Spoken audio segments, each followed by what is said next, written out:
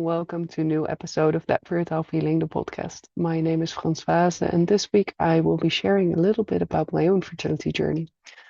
And it's actually been a while since I've done that. When I started this podcast back in 2022, so more than 3 years ago, I was also at the start of a part of my fertility journey. I just had our first baby boy after 10 years of trying, and we were trying to see if we could schedule another embryo transfer.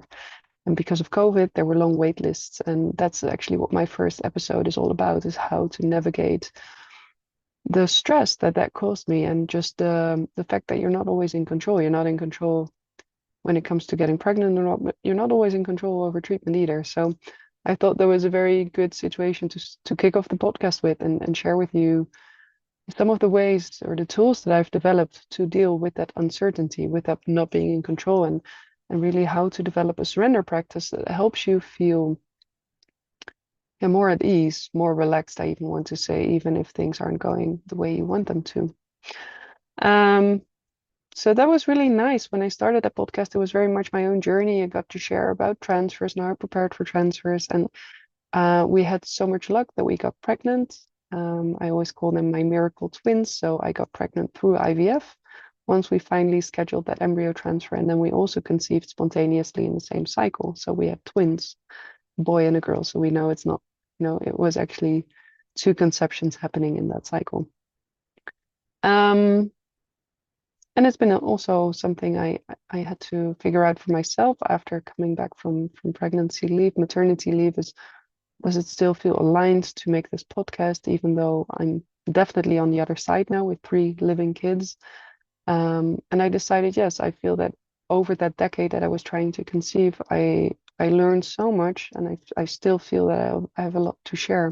And I also started deepening my own knowledge of especially the physical side of conception. So all the different ways in which the body, the nervous system, your gut, all of these things affect fertility, and especially the link with our modern lifestyle. And I feel that, that's something you hear me say a lot on this podcast, is actually quite difficult when you're trying to conceive. You're not just up against yourself and your own habits, but you're up against all of these systems and structures that we've been raised in, and that have, created a world where we don't come outside enough, where we sit too much, where we eat junk. And then you try to conceive, and all of a sudden, these are things that you need to address. And that's really hard because the system is basically against you. So that's, yeah, how the work or the podcast evolved over the years. And now, for me, we're going sort of back to the start of that circle where we just decided that we are going to start a new chapter of our own fertility journey. And it feels a bit scary to share this with you, I think, in part because it is really personal. So we decided we are going to try again for another baby. So that's, of course, a really personal decision. And I won't be sharing like every minute detail of that here on the podcast. But now that we've made the decision, I also thought it would be a nice way to mark that. And I'm quite old now, right? I'm almost 43, so I know what the odds are. I have some clients who even feel shameful still trying at this age. And making this podcast is also a way for me to say, like, no, I really stand behind this decision. It's all right for me to want to try again. And yeah, so I wanted to share that with you. And in this episode, I thought it would be great to also share with you some of the steps I took in preparing for this decision, in preparing for conception at, almost 43. I know every situation is different. So just take away whatever sounds useful. Not everything that I'm telling you might apply to your case, but I do feel that overall, with all of the work I've done in fertility coaching, recording all of these podcast episodes over the years, I think we're somewhere in the 120 episodes right now. I do feel there is a lot of knowledge that I've been able to distill and that I now apply to my own journey, and hopefully that might be useful to you too. So I broke it down to 4 points: waiting until I was really ready to get started again, the physical preparation that I did in the meantime, how I connect to spirit baby energy as a guiding source or force along the way, And then the surrender practice I now use now that we've actively started trying again. So let me start with that first point that we really waited until we were ready. And again, I know that, a lot of what I tell you is with the fact in mind that I already have 3 kids. So that definitely lowers the stress levels, the anxiety. But still, even for our first baby, I have always made sure that I was ready when we started trying, and I stopped trying when I felt it was no longer aligned.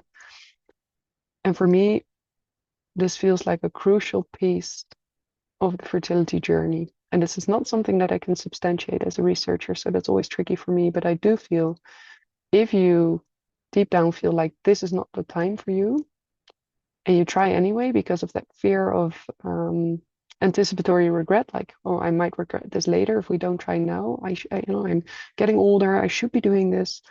I don't feel that that's like the right energy for conception. It's like you're closed and you're trying to force open that door to conception rather than wait until that door is open and you say, okay, now it feels aligned. Now I'm truly ready to conceive. And again, it might be different at 36 than at 43. But for me, over the last 2 years, I realized with the twins, I was not in a good space. I was not in the right space for conception.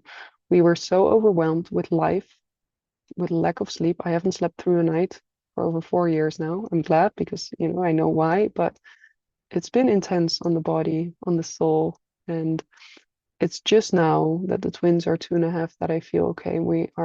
There's finally some room to breathe again. And now it feels aligned. Now it feels good for us to start trying again because otherwise it would have been just too much for us to handle. And like I mentioned, I've done this before. So when I was 37, I decided to stop fertility treatment altogether because it no longer felt aligned. And I only went back to fertility treatment at 38 when it felt aligned again. And that's also when we got pregnant. Not that that is proof of that theory, but for me, it has been a really important tool of self-care to say I'm not going to force myself through this process. I want to open up to conception. Now, that doesn't mean that I didn't do anything over those last 2 years because I knew I was getting older. So I thought I'm going to use this time to make sure that my hormones are in optimal shape.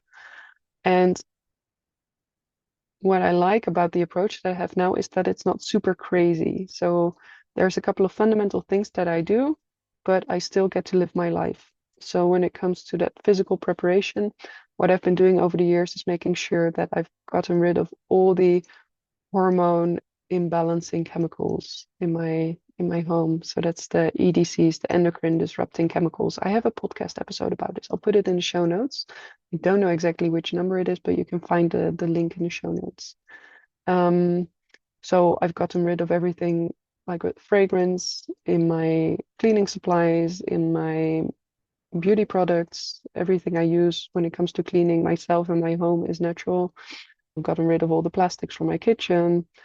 We eat organically, so you have to see how much of this is possible for you. But that was like a multi-year project, just gradually getting rid of all of those endocrine disrupting chemicals from my home, from my environment. And I know I'm still connected to them outside, but I try to at least keep my exposure at home to them as low as possible. Another thing I did, and that was last year, is I had a consult with a functional hormone specialist. Maybe you know her from Instagram, Cycle Seed, Iris Josephina, but there's many functional hormone specialists. And what we did is we went through my entire dietary pattern. I had to write down everything I ate for a week. I had to describe all my stools for her and my energy levels. And we looked at at that entire profile, also taking into account the fact that I have a thyroid condition. We really worked on designing a protocol for me to optimize my hormones. And again, it's nothing crazy. For me, what was important was getting in more protein. I was like, there's also a really good book, Real Food for Fertility. If you want to know more about food, I always mention that as the starting point. I also did a podcast episode with the author, Lily Nichols. So I'll also put that in the show notes. But Real Food for Fertility tells you need about 100 grams of protein per day when you're trying to conceive. So I was probably getting in around 20 or 30. Now I'm not up to a full 100. What's doable for me now is I got it up to 60 or 70 grams per day, I think. And it's by eating more eggs, also adding some collagen powder to my coffee in the morning, more yogurt, like full fat yogurt. I started eating meat again. Now, these are all things I didn't do for my previous pregnancies, but because I'm getting older and I know that this is really important for egg quality, this is something that I've invested in over the last year. Another thing I did was focus really on my order of eating. So making sure I eat my veggies first, then my fats and my protein second, and my carbs third or last. And that's to stabilize your blood sugar, which I've also done an episode about this. That stable blood sugar is also really important for your hormonal balance. Something I did last year, I also started an exercise routine, again, to support my hormonal balance. Muscles are really important for that. Now we're traveling at the moment. We're currently in Montana, so I haven't been able to keep that up, but I did notice such an increase in my energy levels. That combination of that, eating in the right order with exercise, that was really good for me. I no longer had those afternoon slumps. When you feel vital, when you feel that deep energy, that's also a sign that your hormones are really in a good place. Another thing I do is I take minimal supplements. So I take a good prenatal with folate. So not folic acid, but folate. That's an important one. CoQ10. And I also give that to my partner. And then fish oil. So for me, that's good enough. Iris came up with a couple of other things I should be taking. But again, I feel like it doesn't have to be perfect. That's an important thing. It doesn't have to be perfect. It has to be good enough. And for me, this feels good enough. I get my fish oil, my CoQ10, and then the prenatal. I eat my veggies and my fruits. So overall, I feel like, yeah, my diet is on track. But I would really recommend anyone to just get a consult with a hormone specialist so that you can get your own protocol there. Then a final thing I've been doing for that optimal hormonal balance is my daily abdominal massage. So last year I trained to become an abdominal therapist. I teach other women how to do these massages to support blood flow to their uterus, their ovaries, also balance their hormones through the work we do on the liver, the intestines. And I do this myself. I've seen some pretty dramatic changes in my cycle.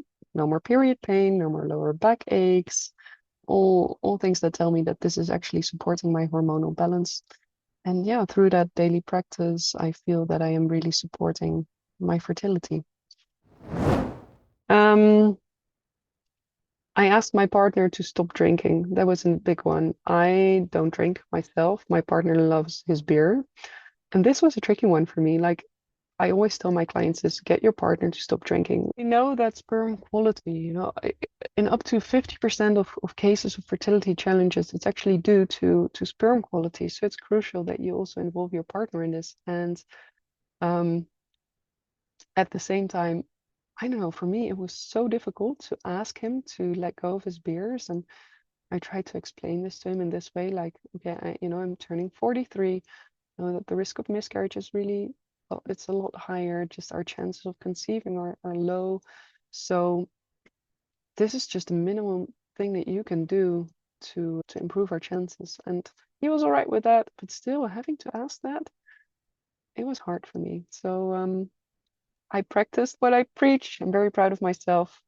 And like I said, I don't drink, we don't smoke. So those sort of basic things are in order for us. Now, because we're traveling, there's a couple of things I can't do. If I were at home, I would go to my acupuncturist every month, at least, to again get that additional support of my hormones. Um, because it's very hectic on the road, I don't get to do a lot of yoga. Otherwise, I might adopt an early morning yoga practice. But I do meditate every day, and that's what I do anyways, right? Not even for conception. It's just because I know that nervous system regulation is such an important thing. So I have my practice in place to keep that nervous system regulated. Yeah, and then I just mentioned this already, we're not getting any sleep, so that's working against us, but we can't do it perfectly. This is life, right? We have to work with what's possible. Um, yeah, so that's it in terms of physical preparation, some of the basic steps I took. Then another thing I started to do about 2 years ago was connecting to spirit baby energy. And this might be too woo-woo for some of you, so I would say this is optional. The way I see this, like I always say to my clients, I'm not a medium. I'm not out here to read anyone's spirit baby energies. There's other people that do that. But what I've experienced in my own loss and in my own pregnancies is that there is an energetic presence when it comes to that baby. And it's really nice to connect to that energetic presence. And so what I started doing 2 years ago was just in meditations is connect to the energy of our baby and using that as a guidance tool, really asking that baby also like, okay, can you tell me when the time is right? Or can you tell me what are some of the things that I need to be doing or not be doing? And yeah, from a more scientific point of view, I think these practices are a way to actually access your subconscious mind. So this is a really nice tool working with that spirit baby ID, the connecting to a soul out there, is a way for you to get out of your thinking mind and get some answers from your subconscious mind.